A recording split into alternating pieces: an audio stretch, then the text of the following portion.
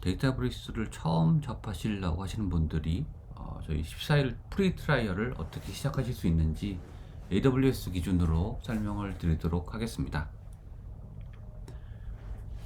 우선 시작은 당연히 저희 databricks.com 저희 웹사이트에 들어가셔서 왼쪽에 계시는 Try Databricks 데이터브릭스 시작하기 버튼을 누르시면은 이런 식으로 여러분의 이름, 회사 정보, 회사 이메일 정보 이런 정보들을 이제 모으게 되고요. 꼭 회사 이메일 필요는 없습니다. 근데 앞으로 이제 저희가 혹시 도움을 드리려고 하면은 회사 정보 같은 거 잘 정리를 해주시면 좋을 것 같아요.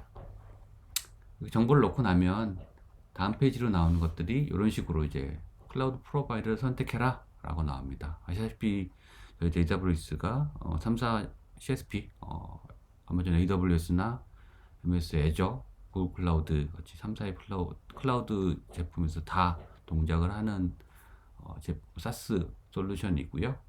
이 중에서 이제 어떤 클라우드를 할지를 선택을 하게 됩니다. 혹시 이런 설정이 너무 번거롭다. 내가 나의 클라우드 계정들이랑 결국 연결하게 되는데 이런 것들이 이제 너무 번거롭다라고 하면은 커뮤니티 에디션도 있어요. 간단하게 개인적인 용도로 그냥 나의 조그만 스파크 코드를 돌려보고 싶으시다 라고 하면 커뮤니티 에디션도 이제 손쉽게 데이터브릭스를 시작하실 수 있는 방법이고요. 완전히 무료입니다. 데이터브릭스의 라이센스 아까 그 뒤에 보여드린 프리 트라이얼 같은 경우는 14일이 제한인데요. 얘는 완전히 무제한으로 무료로 사용을 하실 수 있고 뒷단에서 돌아가는 클라우드 비용도 무료입니다. 대신 완전 무료인 대신에 여러 가지 기능 제한이 실제 저희 원본 데이터브릭스 버전보다는 좀 기능 제한들이 있는데요. 어떤 클러스터 같은 것들도 싱글로드만 가능하고요. 잡 클러스터 사용이 불가능해서 좀 스케줄 잡 같은 것들 돌려보실 수는 없고요. 데이터브릭스 시퀄 같은 이런 새로 나오는 기능들이라든지 권한 제어 혹은 어떤 리전에 내가 이 디플로이를 하겠는지 이런 것들을 선택하실 수가 없습니다. 이거로 시작하셔서 향후에 전체 기능이 가능한 데이터브릭스 에디션으로 업그레이드도 가능합니다. 하시려면 여기서 사인인 하시고 community.cloud.databricks.com으로 접속을 하시면 됩니다. 나머지 애저나 구글 클라우드를 이제 버튼을 누르시게 되면 이런 식으로 애저는 요 화면으로 연결이 되게 되고요. 애저에는 애저 데이터브릭스는 애저의 퍼스트 파티 어떤 어플리케이션이기 때문에 곧장 연결이 되게 되고요. GCP도 이런 식으로 이제 다음에 구독하시고 난 다음에 다음 설정 작업들을 진행하시게 됩니다. 여기서 오늘은 이제 AWS 기준으로 말씀을 드릴 텐데요. AWS 버튼을 누르시게 되면은 여러분이 등록한 이메일로 밸리데이션 메일이 날아가게 됩니다. 여기서 받으신 메일을 보시면은 이런 account.cloud.databricks.com의 어떤 URL로 접속하라고 링크가 나오게 되고요. 여기서 이제 사용하시게 될 그 계정의 패스워드를 선택하시게 됩니다. 하고 나면 이제 서브스크립션 플랜을 결정하라고 나와요. 14일 트라이얼 기간 중에 선택을 하게 될 이제 서브스크립션 어떤 기능들, 어떤 플랜을 가지고 한번 사용해 보시겠느냐라고 이게 되게 되고요. 기본적으로 스탠다드와 프리미엄, 엔터프라이즈의 차이는 스탠다드는 오토스케일이나 시퀄이나 혹은 롤베이스 어떤 보안 관리 같은 것들이 전혀 없는 기본적인 기능이고, 프리미엄은 이런 스케일링 기능 이나 롤베이스 액세스 컨트롤 이런 것들이 제공이 되게 됩니다. 엔터프라이즈는 그 위에다가 어떤 컴플라이언스라든지 IP 화이트 리스트라든지 이런 약간 더 힙하 이런 것들이 더 들어가 있는 어떤 플랜이라고 보시면 되게 될 거고요. 각각의 플랜별로 해서 약간씩 비용, 뒤에서 말씀드린 DBU 단가가 조금씩 달라지게 됩니다. 그 다음 버튼을 누르시게 되면은 이런 화면이 나오게 됩니다. 기본적인 개념을 말씀드린 거고, 저희가 이제 어카운트를 등록을 하게 됐고, 저희 어카운트 오너, 어카운트 담당자에 대한 그 아이디와 패스워드를 등록해서 들어가신 거고요. 거기에 이제 워크스페이스를 여러 개 만드실 수가 있어요. 워크스페이스라고 하면은 하나의 독립되어 있는 어떤 여러 가지 이제 데이터브릭스의 클러스터나 데이터브릭스 노트북 이런 것들을 각각의 부서 혹은 각각의 어떤 특정 업무, 혹은 어떤 뭐 개발, QA, 프로덕션 이런 식으로 나눠 가지고 데이터나 업무들을 이제 고립해서 이제 분리해 가지고 작업할 수 있는 어떤 작업 공간이라고 보시면 될 것 같고요. 이제 1차적으로 어카운트가 만들어졌기 때문에 여기에 대한 워크스페이스를 만드는 작업들을 이제 다음 단계에서 진행을 하게 됩니다. 스타트 버튼을 누르게 되면 다음에 하셔야 되는 여러 필요한 작업들을 이제 알려주게 돼요.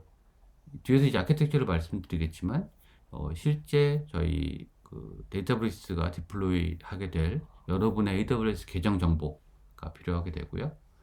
그리고 이제 이 워크스페이스에 대한 어드민이 이제 새로 하나 워크스페이스별로 이제 어드민 담당자가 결정하게 되는데 저희 지금 만드는 계정에 대한 패스워드 어떤 패스워드를 할지 이걸 결정하게 되고 그리고 워크스페이스의 이름을 선택하라고 이제 나오게 될 겁니다. 이런 세 가지 정보를 마음에 유념하고 컨펌 버튼을 누르게 되면은 여러 가지 옵션 중에서 가장 쉽게 AWS 상에 데이터베이스를 디플로이할 수 있는 퀵스타트 옵션으로 참 유도하게 됩니다.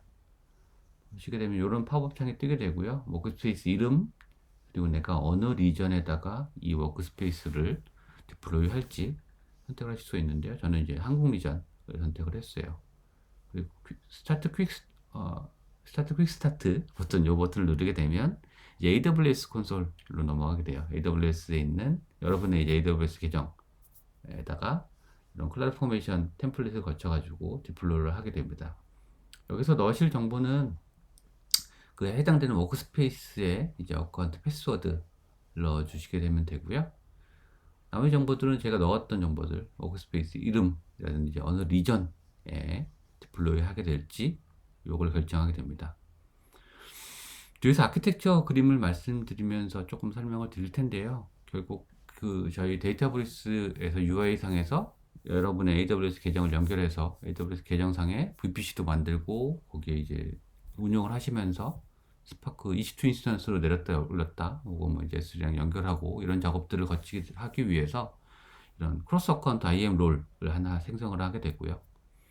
그리고 어떤 템프성 데이터들 같은 것들도 저장을 하기 위해서 루트 DBFS라고 하는 루트 하나의 S3 버켓을 사용하게 돼요.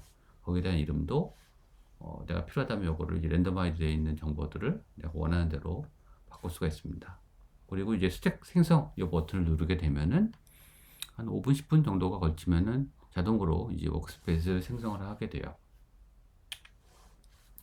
아키텍처 간단하게 말씀을 드리면 뒤에서 말씀드릴 유저가 이제 어카운트 저희 데이터브리스에 있는 UI를 통해서 워크스페이스 UI를 통해서 접근을 하게 되면은 특정 어플리케이션 웹 어플리케이션이 나오게 되고요. 여기를 통해서 여러분의 AWS 계정 내에 특정 클러스터, 스파크 클러스터를 띄우게 된다든지 이거를 이제 데이터들을 분석을 하고 혹은 이제 스파크 클러스터에 워크로드가 많아지면 이걸 자동으로 스케일링하고 스케일 아웃, 스케일 인 하게 되는 이런 클러스터 관리하거나 혹은 여기 있는 데이터 정보, 데이터들에 대한 하이브 메타 스토어 혹은 이런 노트북이나 이런 정보들을 하거나 이런 여러 가지 이제 기능들을 데이터브리스의 컨트롤 플레인이라고 하는 어카운트에서 담당을 하게 되고요.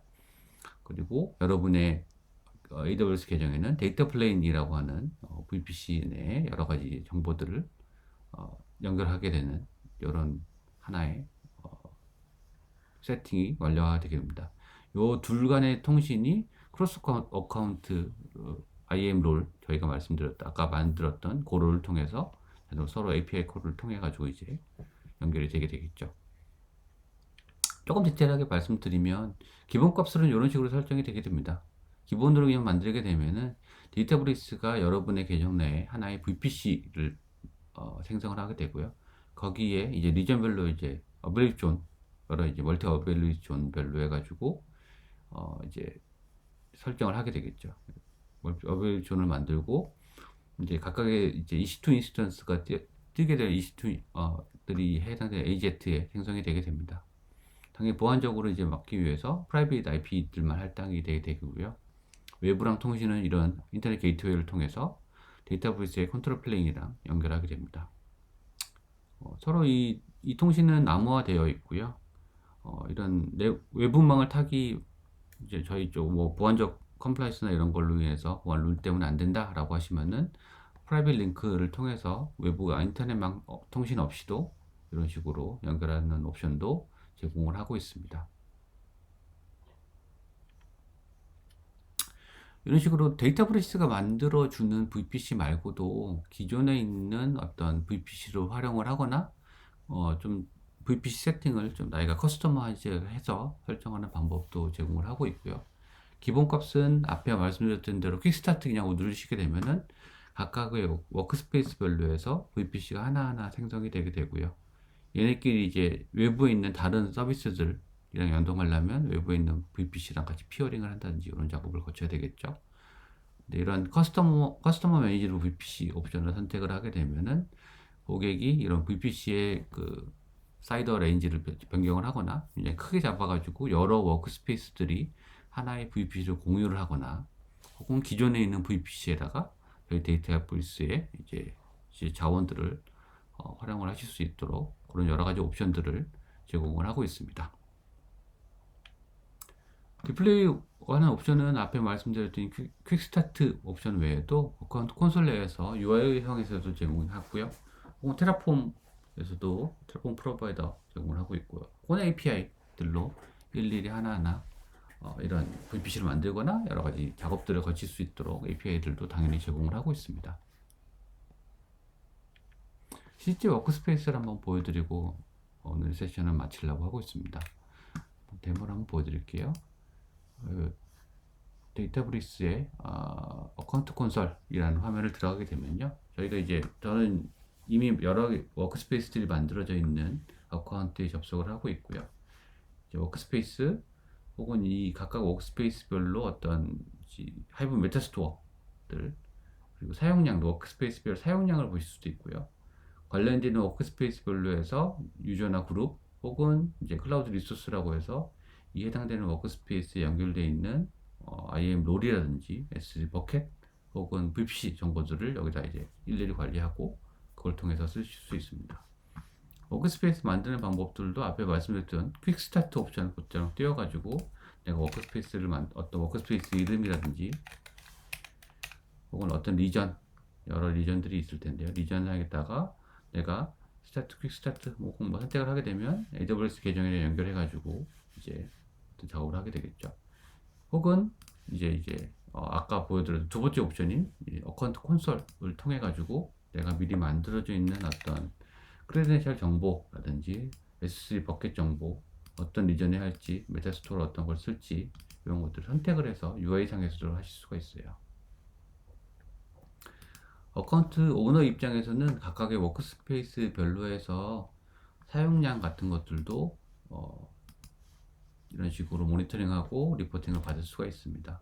나중에 별도의 세션을 말씀드리겠지만 데이터베이스의 사용량은 DBU라는 단위로 보통 말씀을 드리고요. 앞에 말씀드렸던 서브스크립션 플랜 내가 스탠더드냐 프리미엄이냐 엔터프라이즈냐에 따라서도 단가가 조금씩 이제 위에 플랜을 선택하면 좀 더 비싼 DBU 단가가 좀 더 비싸겠죠.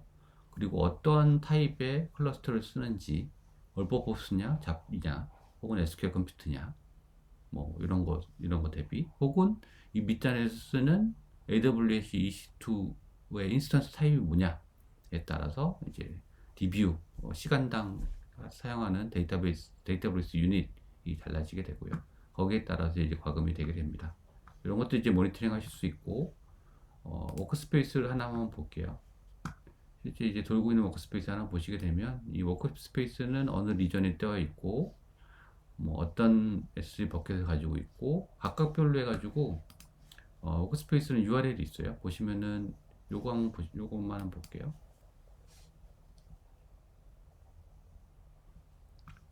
요 URL이라고 정보 보이시잖아요. 요 보시면은 제가 아까 처음에 워크스페이스 이름 정했잖아요. 워크스페이스 이름이 여기 정해되게 되고요. 워크스페이스 이름 .cloud.databricks.com 요 URL로 접근을 하시게 됩니다. 여기를 누르시면 이런 식으로 이제 하나의 워크스페이스 IFI cloud.databricks.com 여기 이 워크스페이스 접근하시게 된 거고요. 여기서 사용자들을 만들거나 뭐 여기 세팅해서 보시면 어드민 콘솔에서 내가 어떤 유저들을 여기다 등록을 하고 클러스터를 만들고 뭐 이런 작업들을 제가 여기서 할 수가 있어요. 이런 식으로 이제 클러스터 만들어서 클러스터를 이제